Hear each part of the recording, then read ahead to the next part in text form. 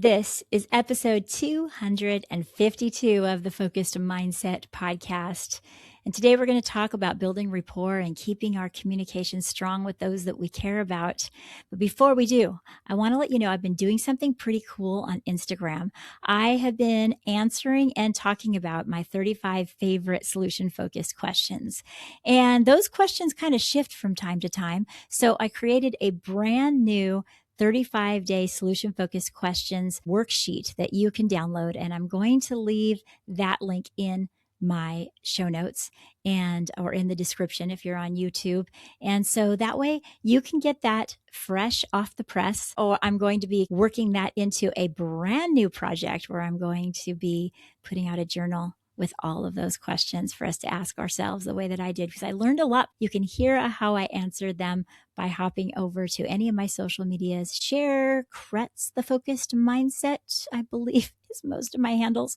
Anyway, I'll try to put those in the show notes as well. So I got this wise idea, answer 35 days of questions, 35 days in a row. That didn't exactly happen, but I did go through my questions. There's so many wonderful solution-focused questions. So look into that if you'd like. It's time for us to start this great episode. So let's get going. How wonderful to be able to sit in front of you and talk about a subject that's so important, and that's how do we build rapport? How do we ask questions when we begin a conversation that gives us the best chance of having an impact, and also at having them feel heard and understood, so that you ultimately are building a connection.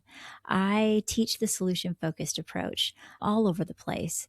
And I claim each and every time that, yes, we use the solution-focused approach in counseling, in coaching, but we can also use it in everyday conversation. Now, I'm one to tell you that if we just stay in a therapeutic mode, it can feel like you're speaking above somebody if you're not careful. And a way that we avoid that is by knowing how to build rapport and caring about building rapport, caring about listening to somebody from their worldview and really wanting to step into their worldview for a few minutes. And when you start out right, you have a lot more capability of building the conversation the way that you really, really wanted to from the very beginning. If you walk away from a conversation and you feel like, oh, that just didn't go as well as I thought, many times you can track it back to the way it started. So let's revisit how we can start a conversation right now. I have been doing a lot, and it's allowed me to reflect quite a bit. And I've collected all kinds of notes on things I want to talk about. So you can expect a lot of really great content coming up. I'm going to do an upcoming episode, again, focusing on a little bit of parenting, because I did a workshop a while back and I never got a chance to talk on this podcast about that parenting workshop when I spoke at Parent on Point. When I looked back at all of my notes, the thing that I felt most connected to right now was how we can build rapport.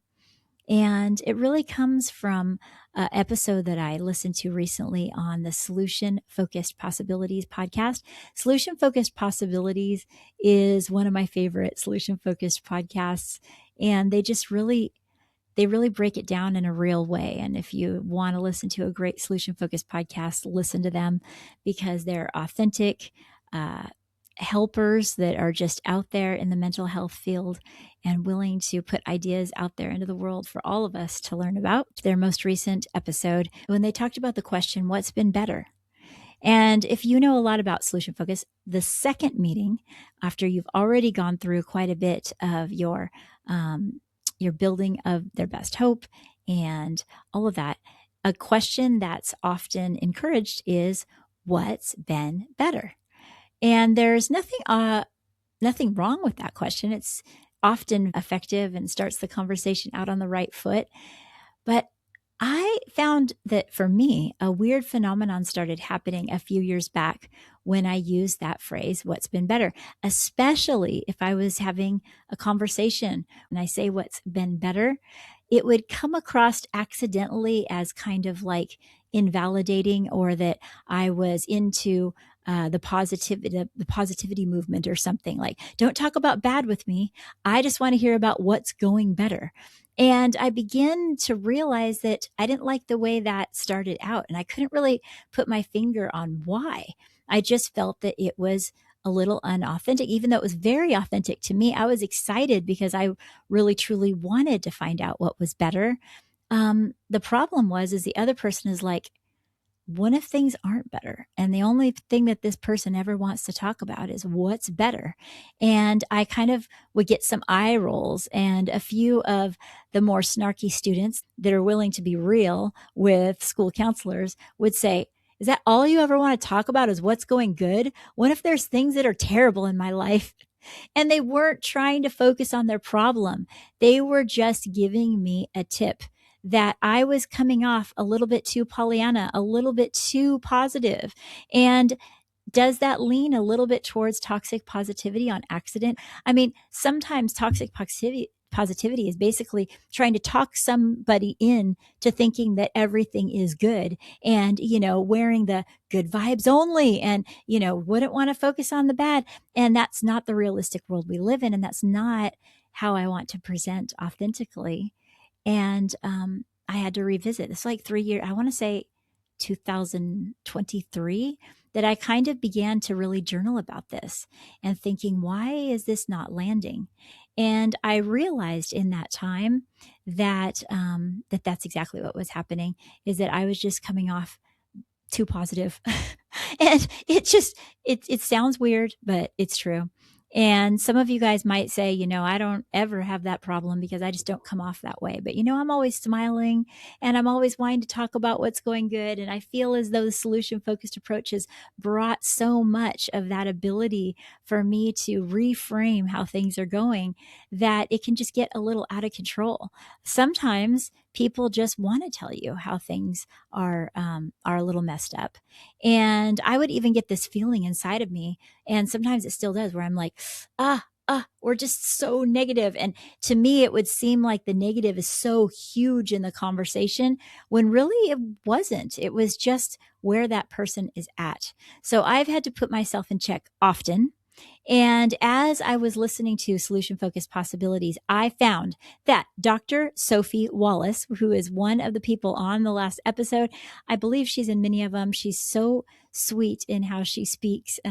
She's the only woman host, and she was kind of like sharing how she had that same thing happen. And I'm just like driving around in my car the way we do, and we're listening to podcasts. And she starts explaining this, how it comes across a little invalidating, and can that happen? And there was crickets from the other people as they were listening to her. And I was like, whoa, someone else feels the way that I feel. Someone else maybe has experienced a similar thing that I have. And it was great. Thank you, Sophie, for bringing that up, because it really helped me re-ponder, like, how can we avoid that? What is it that helps us to stay away from just plain positivity, and helping people know that we see them and we see where they are at. Now, what I started doing is I started kind of saying, what is the biggest thing that you've been thinking about lately? Or have you had any new thoughts? Because I really feel like bringing out the way people are thinking from their head in this texting world, when we're always busy in our head, going straight from our head to typing, our head to texting, that it's such a good practice to say out loud what we've been thinking. And that alone kind of self-corrected that issue. I might follow up after that with, well, out of all of those thoughts, what's been helping you the most? And so that's been kind of like how I move from what's been in your mind to what's been helping you succeed the most, or what have you seen? Have you had any different results with those thoughts? Or if they say no thoughts at all, then we move in a different direction from there. But it really does kind of help somebody feel like they're open, if they already have a little bit of rapport with you, to tell you if they have any new thoughts. Now, in that podcast, they thought of one that I've also used, but never really realized how effective it can be. And that is, what's going in the right direction? And doesn't that just fall in line with my GPS conversation navigation, right? Moving in the right direction. So I hopped right on my my writing that I've been doing, and for one of the chapters in my book, and I started just vigorously typing about how helping people see the direction in their life. And that's what I want to talk to you about, is like, sometimes people don't realize that there are things moving in the right direction. And if they aren't moving the direction that they want, say, man, I wonder what you could do to help that turn around a little bit. And doing that in a really authentic way and a caring way doesn't come across um, as too positive, if you will. It just comes across as opening it up to a different way of looking at what's going on in their life, which is really what I think the intention of that question is when we say what's been better. I think the intention behind most everyone who uses that in the solution focused world is that we really truly want someone to move away from problem talk, not just because, oh no problem talk. It's not like we're scared of it.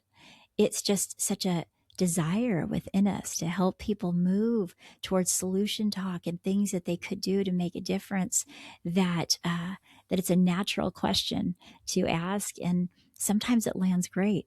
I mean, sometimes people are like, I can't wait to tell you what's been going better, because they know that you're the person that really wants to hear about it and you really care about it. Um, I feel as though we need to be mindful of the direction that we're leading a conversation, but also have the careful a careful way of steering it back towards something that's helpful, hopeful, and meaningful. Sometimes, you know what, that does take the meeting where they're at takes some time. How can you pull out like the language that they're using and really be in their world if you don't also be willing to listen to those things that are a problem? Those of you that are counselors and therapists, really that's why they hire us, is to help us with problems. We have problems, we want them fixed, and being there with them in that moment only helps you to be able to illuminate the solutions that maybe their mind is blocked to currently. And so going back to the very beginning of a conversation with somebody that you know or acquaintance, or and even the first time you meet and you're wanting to build rapport, I have actually 6 questions that I'm going to offer to you as tips. You can write them down, you can use them, you practice them, and see what you think. Because I want us to have as many tools as we can. And then once you get out there and you're having a conversation, if your goal is to remain solution focused, no matter what, I want you to be able to be authentic and I don't know, for lack of better words, normal. You don't want to be like, here is a question, let me ask the next question. And so, with that being said, I want to take 5 questions that I've learned from Vin Giang. I think that's how you say his name. He's an influencer online. He also speaks all over, but online he does a lot of talking about how to have great conversations. Sometimes I'll tune into his and just be like, yes, I love that. He'll just help people unlock their potential to be able to communicate better. And recently he put out a post, and you can check out his social media. He put out a post that has 5 tips, and I absolutely love them because these are things that I find myself using frequently. So number 1, ask, tell me more. So if somebody comes up, they tell you about something, say less, ask, tell me more. The second is, that's an interesting way to look at it. Now, why is that a good direction to go? Well, whether you agree or not, validating that that's an interesting way to look at it helps you build rapport, helps you kind of like begin to be on that same page. And the next question is, that must have been a big moment for you. That must have been a big moment for you. Really helps people ponder that it was, especially if they're sharing something that was a lot, and especially if they're sharing something that was terrible. That was a big moment for you. Really helps you to capitalize on that without trying to say what it was for them. Because if you say, oh, that sounds terrible, then their mind is going to be like, yeah, it was terrible, but just recognizing that, right? The next one is, what do you love most about that? So say someone's kind of talking to you about something that they liked or something they do. What do you love most about going to a concert? What do you love most about doing projects like this? What do you love most about this process of what you've been doing? And then they start telling you, they're going to list 2 or 3 things they love. And man, not only does it help you really understand them better, but it helps them like feel more connected to you, right? Because they're able to share something that's really in their heart. Anyway, let's move forward with this, or else I won't get through. I'll just start rambling about each. The next one is, I see where you're coming from. That's great. Great one. And the next one is, what else? What else is happening? What else is new? What else is exciting? What else are you investing in? What else are you putting your energy into? Whatever you want to follow that up with, but starting with what else. Now, of course, I added the what else. That actually wasn't for Vin, but I really honestly feel that if you're going to build rapport, that you have to ask some type of what else question, because as people talk, they're only saying surface stuff. And I don't know, what was it, like 5 what else's or some ridiculously large amount before you get to the real thing that they'd love to talk to you about. And if someone lets you and they're willing to tell you what else, unless you're in the middle of a whole bunch of problem talk that you don't want to really go there, ask what else and let them kind of move in that direction of what else is going on in their life. Now, you, like I said, clarify it. What else are you excited about? What else has been working for you? What else are you thinking about doing with that whole big idea? And so these are the ways that you can build rapport. That's not the only ways. It's the ways we're talking about today. And I cannot wait to hear about how it helps you. Those of you that struggle a little bit with the social anxiety or something like, how is this going to go? I just don't know. And you start to get in your head and think about it. You think about it so much in regards of everything that could go wrong. And what if they think this? What if they think that about me? And what are we doing there? We're thinking an awful lot about ourselves. When really, if we're living in curiosity, we can let go of all that anxiety to begin to say, I wonder what will happen when I ask these questions. I wonder how they'll respond. I'm so curious and excited to find out. And it brings you so far out of that mindset of fear and worry that you are a lot more likely to be authentic, and you're a lot more likely to show up as the person that you want to be in that conversation, and also not to seem weird to them. If you're too tense and worried about all that stuff, the nonverbal is huge, and they're going to be like, something's off with this person. Then I'm going to go talk to somebody else. So whether it's a casual conversation or whether you're building rapport with a client, let's think about these questions. Let's review all of these questions once again. So tell me more. Tell me more is simple. It's pretty self-explanatory. We talked about it a little bit. Have that on the tip of your mind, especially if you are kind of not sure what to say next. Tell me more is a great way to let people know, hey, I want to know about you. I want to hear about where you're really at. And that can be used just a little bit, even when they're telling you about the problem, because you really do want to hear about their point of view. Coupling it with what's on your mind about that. What are some thoughts you've been having? Now, the next question, let's talk about it. That's an interesting way to look at it. There are a lot of opportunities to talk with people that we have that we completely disagree. Like I mentioned earlier, we disagree with what they just said. We don't even want to acknowledge that is a valid thing, right? And our judgmental side begins to go 100 miles an hour. And we begin to think of rebuttals to what they're saying. We want to talk them out of it. We don't want them to feel that way. It rubs us wrong. And our whole mood can change from wanting to build rapport to wanting to build a wall. And it happens so quickly.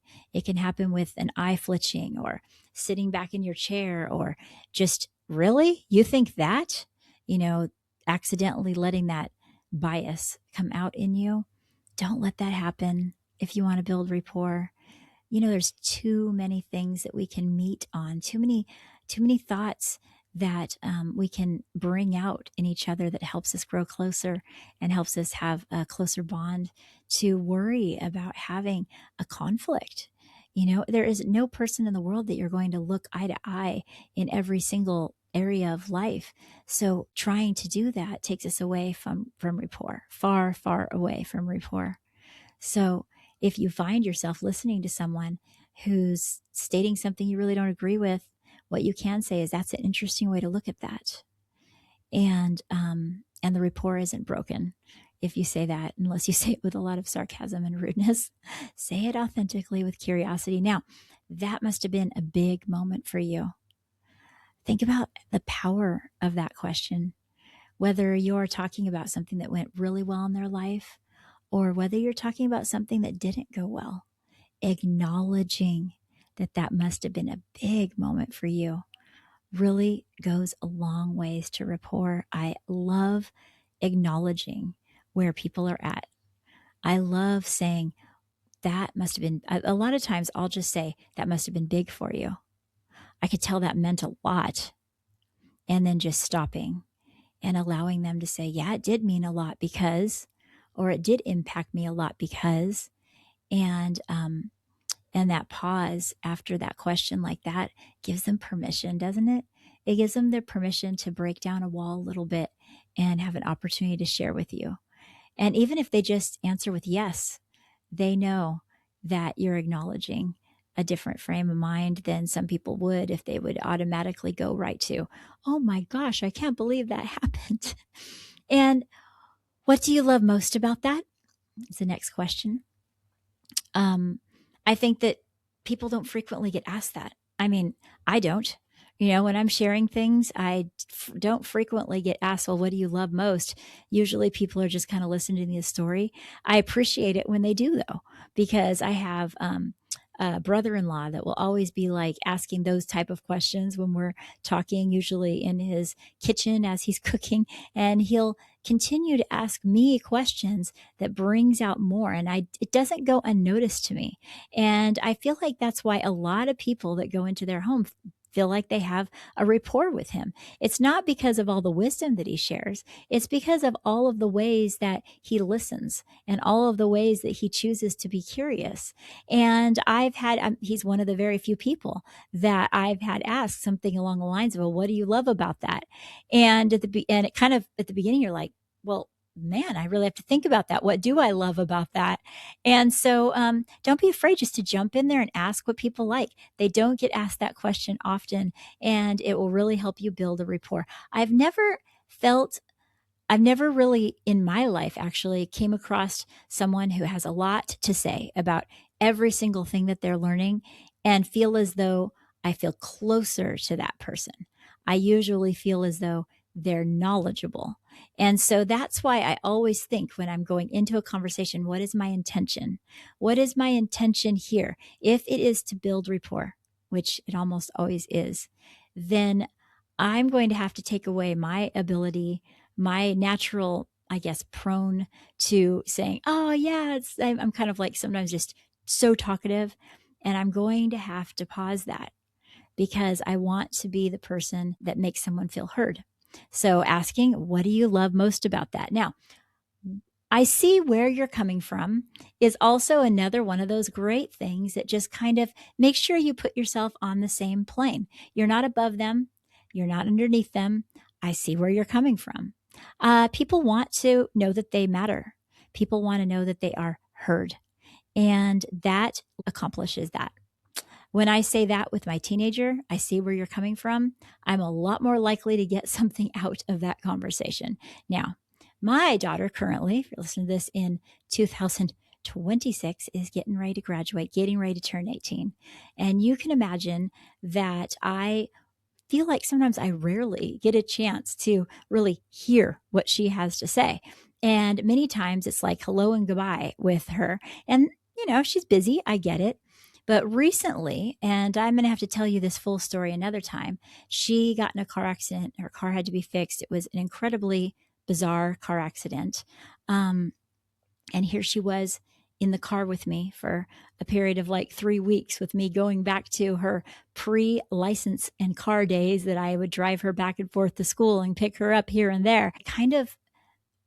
I kind of ached, like thinking about how much I missed just being in a space where neither one of us could go anywhere, and we could just have authentic conversations.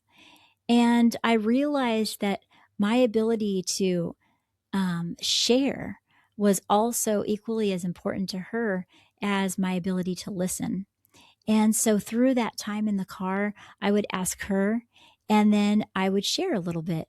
And she said at one point, she said, "Yeah, you hardly ever tell me about the things going on in your life." And I thought, interesting that sometimes I'm so interested in trying to figure out what's going on with her that I forget to just share what's going on with me. And she was also interested in that.